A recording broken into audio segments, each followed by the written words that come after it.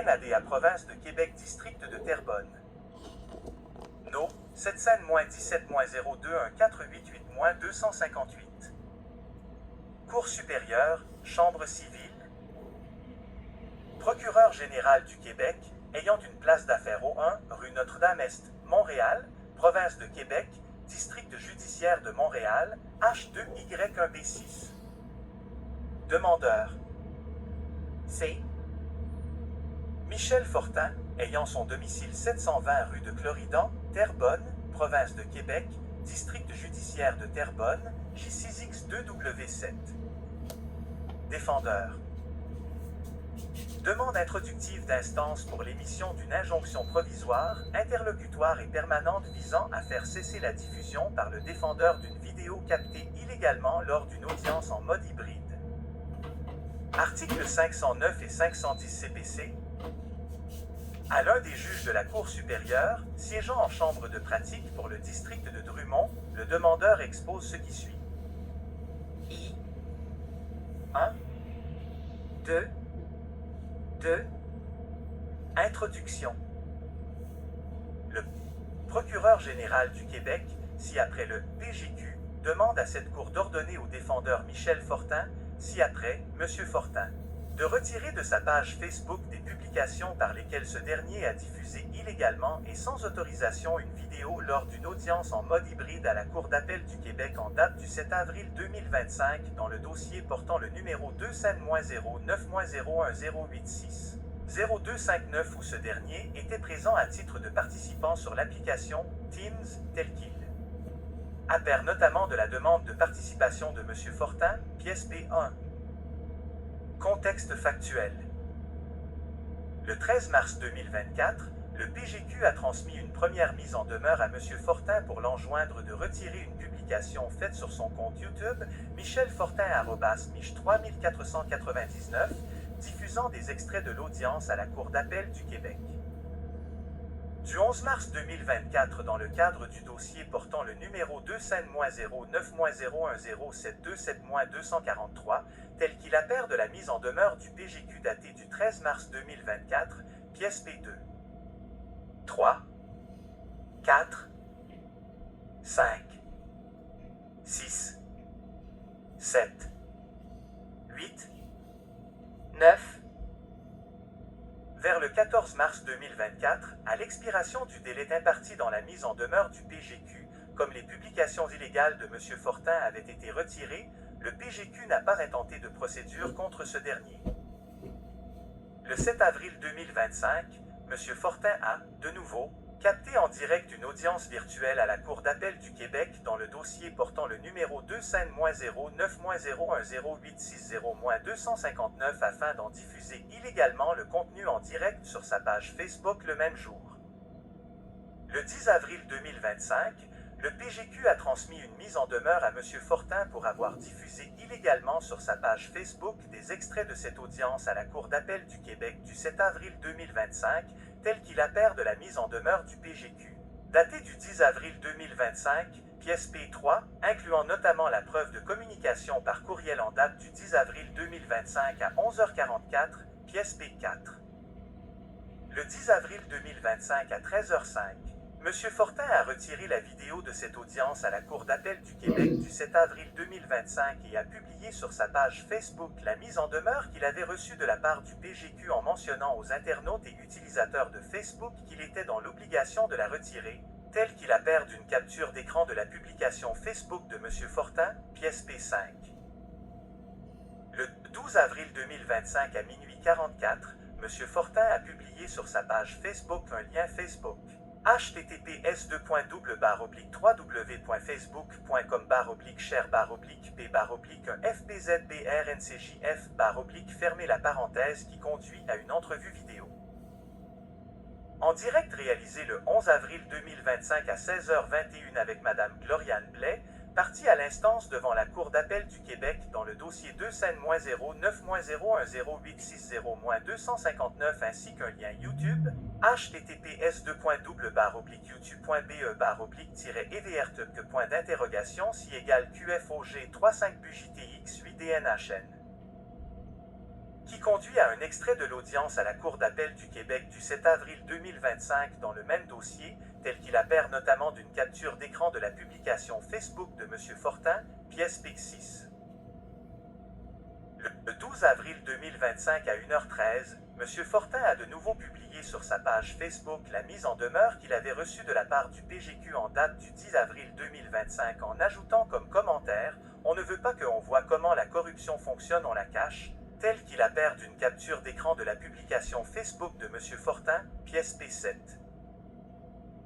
Le 12 avril 2025 à 10h52, M. Fortin a de nouveau diffusé illégalement sur sa page Facebook l'audience à la Cour d'appel du Québec du 7 avril 2025 dans une vidéo d'une durée d'1h13, telle qu'il appert de la vidéo de l'audience contenue dans la publication Facebook de M. Fortin, pièce P8. 10. Lors du visionnement de la vidéo, PI8, le demandeur fait les principales observations suivantes. 2. Minutes de lecture de la vidéo. 1h à 1h44. Observation du contenu de la vidéo, pièce PE8, faite par le demandeur devant servir de guide de référence pour cibler les passages que le demandeur met en relief dans le présent tableau. M. Fortin émet des commentaires sur l'audience de la Cour d'appel du Québec qu'il s'apprête à diffuser en direct sur sa page Facebook. 1h44 à 23h34, M. Fortin diffuse l'audience en mode hybride à la Cour d'appel du Québec en date du 7 avril 2025 dans le dossier portant le numéro 2-09-09-010-860-259. 23h34 à 25h58. M. Fortin émet d'autres commentaires sur l'audience de la Cour d'appel du Québec qu'il a diffusée tout juste avant en direct sur sa page Facebook. M. Fortin mentionne avoir diffusé cette vidéo malgré qu'il ait été avisé par le ministère de la Justice de ne pas le faire. 25h58 à 1h08. M. Fortin diffuse une entrevue vidéo en direct réalisée le 11 avril 2025 à 16h21 avec Mme Gloriane Blais, partie à l'instance devant la Cour d'appel du Québec dans le dossier 2-09-016-0-860-259. 1h08 à 1h13. M. Fortin émet d'autres commentaires sur l'importance de la cause de Gloriane Blais. Il invite les internautes utilisateurs à reproduire et partager la vidéo qu'il vient de réaliser malgré qu'il ait été avisé de ne pas diffuser cette vidéo par le ministère de la Justice. 11. Le 29 avril 2025, le PGQ a transmis une mise en demeure à Facebook pour lui demander de retirer la vidéo publiée par M. Fortin, P-8, sous le lien ps/www.facebook.com/watchlive. Référence égale watch-permalink NV égale 142300303540769. 8 et RDID égale WillisKitVixBix tel qu'il appert de la mise en demeure, pièce P-9, ainsi que la traduction en anglais de la dite mise en demeure, pièce P10. 12 en date des présentes, le lien YouTube https://youtube.be/. EVRTLUC, si égale QFOG 35 BUJTX 8 DNHN, utilisé pour la diffusion vidéo de l'audience.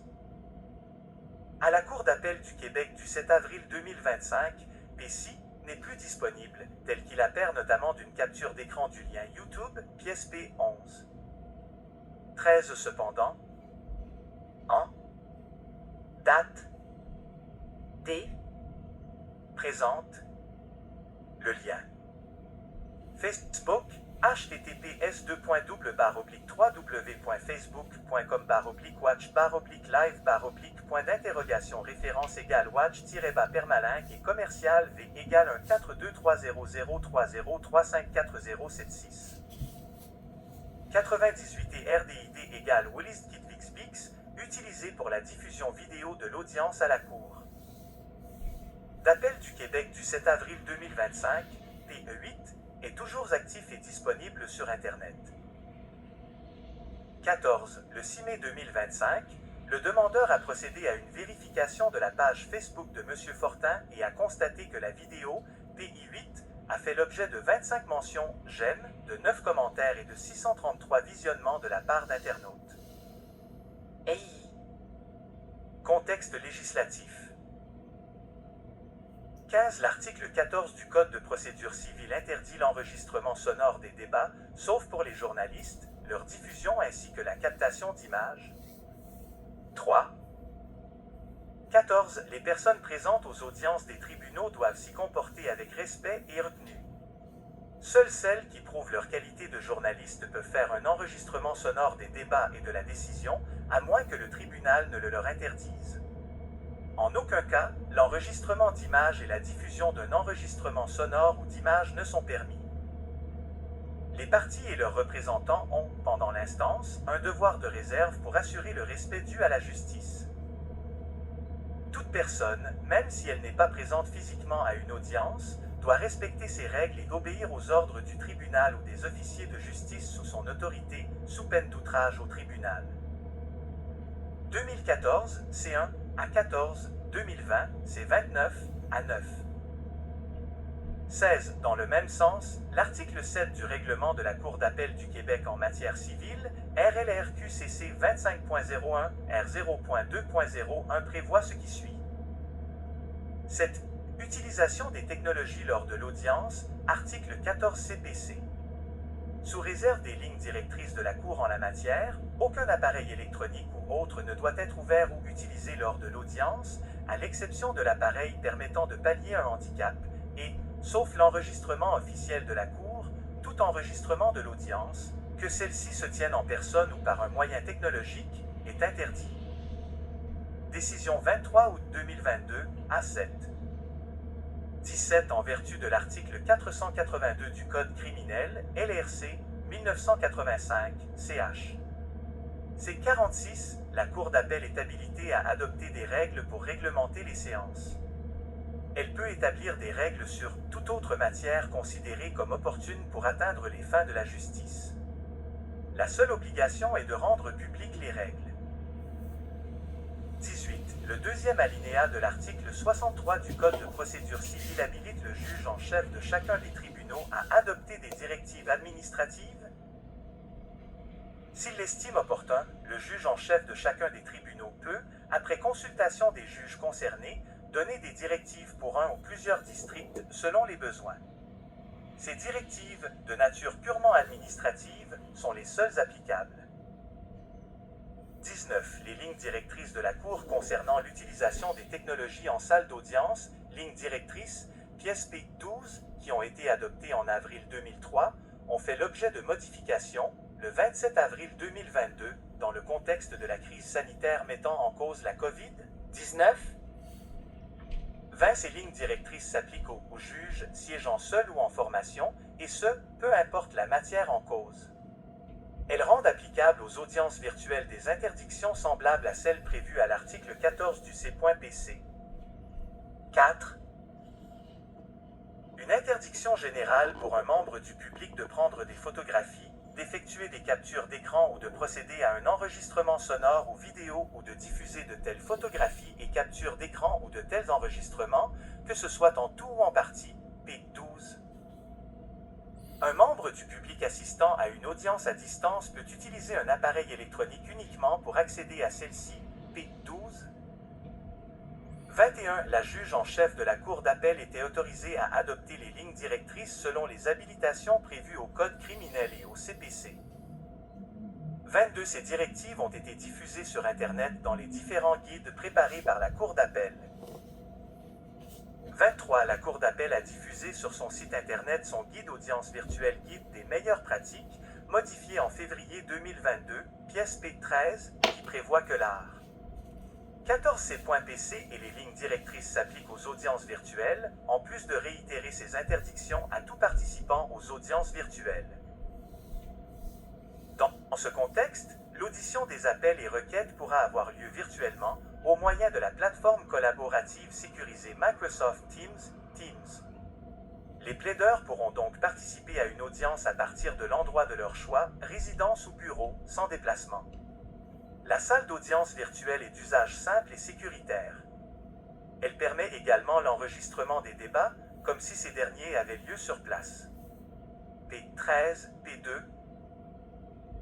Afin d'assurer la sérénité du processus, Le protocole doit établir des règles de conduite à respecter lors des visioconférences. En plus des règles normales d'audience, qui continuent de s'appliquer, vous trouverez ci-dessous les meilleures pratiques et règles d'étiquette à suivre afin de vous assurer que votre participation à une audience virtuelle soit aussi efficace que possible, P13, P4. Les lignes directrices concernant l'utilisation des technologies en salle d'audience s'appliquent à toutes les audiences virtuelles tenues par la Cour, voire aussi l'art. 14 CPC.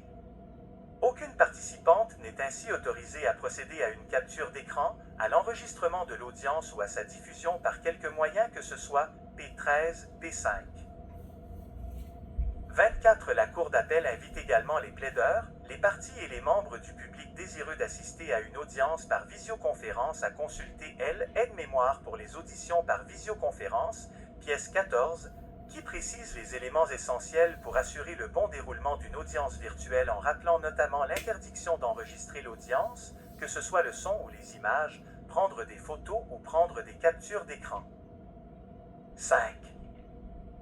25. Finalement, la Cour d'appel invite également les plaideurs à consulter les conditions techniques intégrant expressément le décorum judiciaire qui est prescrit par le règlement de procédure civile, Cour d'appel, les règles de la Cour d'appel du Québec en matière criminelle ainsi que le règlement de la Cour d'appel du Québec en matière pénale, pièce P15.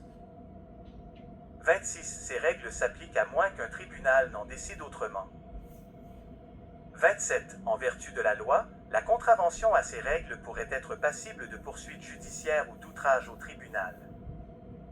4. Le droit à une injonction au stade provisoire, interlocutoire et permanent. À l'apparence de droit et la question sérieuse. 28. Il appert de la preuve que le défendeur n'a pas respecté les interdictions prévues aux lignes directrices en enregistrant et en diffusant sur sa page Facebook l'audience à la Cour d'appel du Québec dans le dossier portant le numéro 2-09-0-0-860-259, PE8, et qu'il n'a en outre reçu aucune autorisation de la Cour d'appel pour ce faire. 29. D'ailleurs, bien qu'il ait été avisé de cette interdiction de diffuser par le biais d'une mise en demeure, P3, le défendeur a intentionnellement continué de diffuser la vidéo de l'audience à la Cour d'appel, PI8.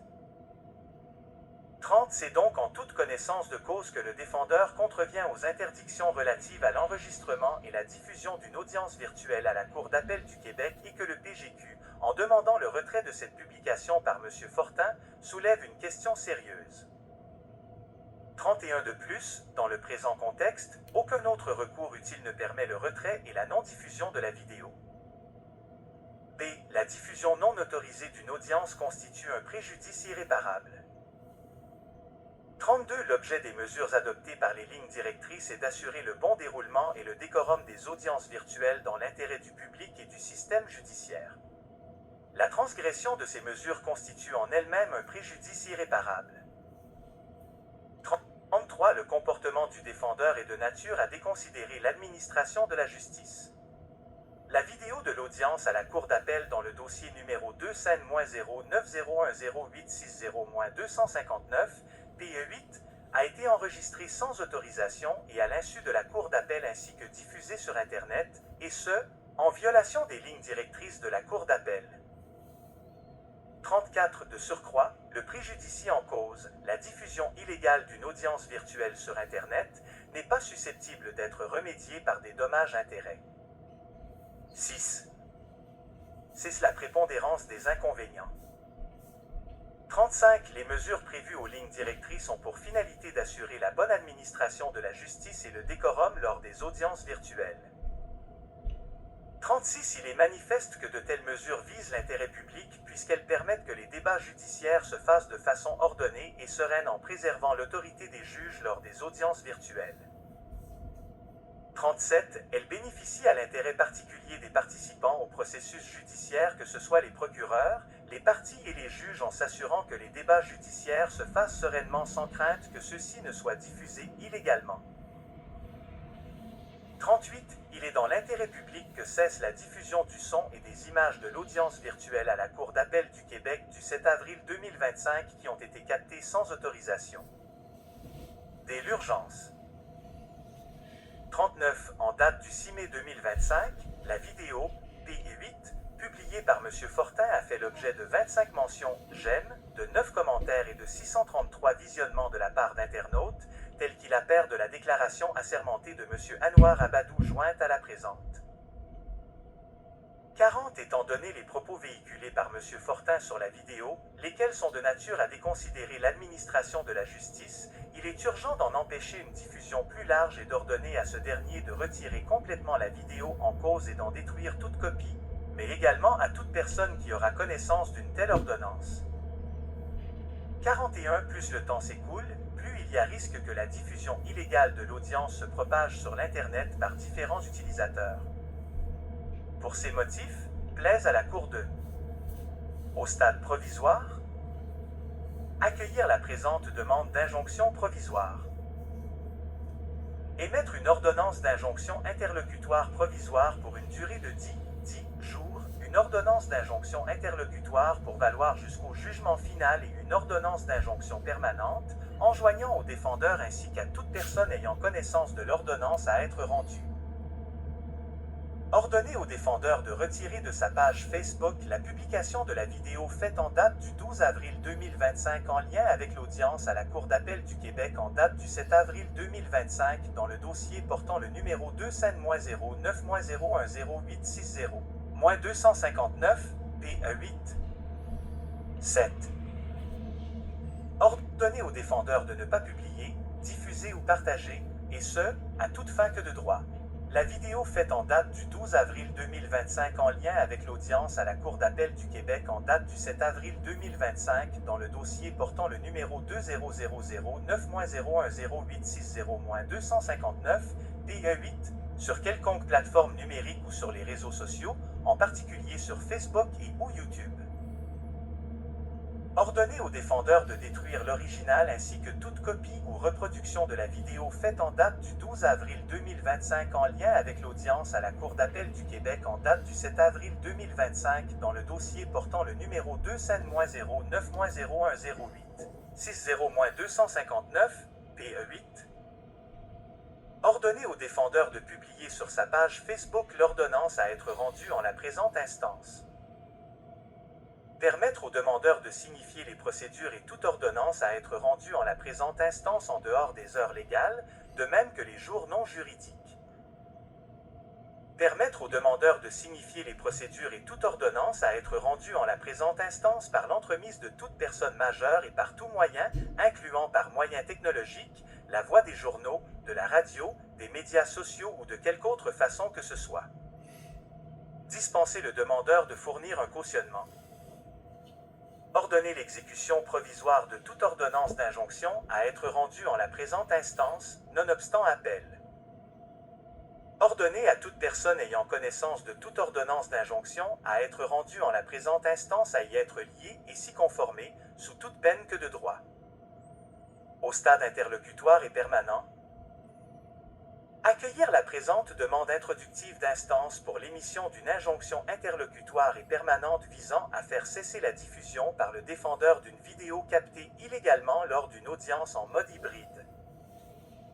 Émettre une ordonnance d'injonction interlocutoire et permanente enjoignant au défendeur ainsi qu'à toute personne ayant connaissance de l'ordonnance de s'y conformer dans les 24 heures à compter du présent jugement. Ordonner au défendeur de retirer de sa page Facebook la publication de la vidéo faite en date du 12 avril 2025 en lien avec l'audience à la Cour d'appel du Québec en date du 7 avril 2025 dans le dossier portant le numéro 2-5-0-9-0-1-0-860-259. Ordonner au défendeur de ne pas publier, diffuser ou partager, et ce, à toute fin que de droit, la vidéo faite en date du 12 avril 2025 en lien avec l'audience à la Cour. 8.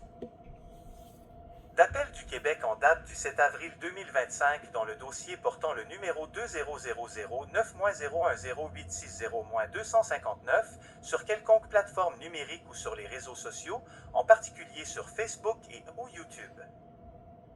Bernard Roy, Justice, Québec, Maître Jean-Philippe Véraud, avocat du demandeur procureur général du Québec.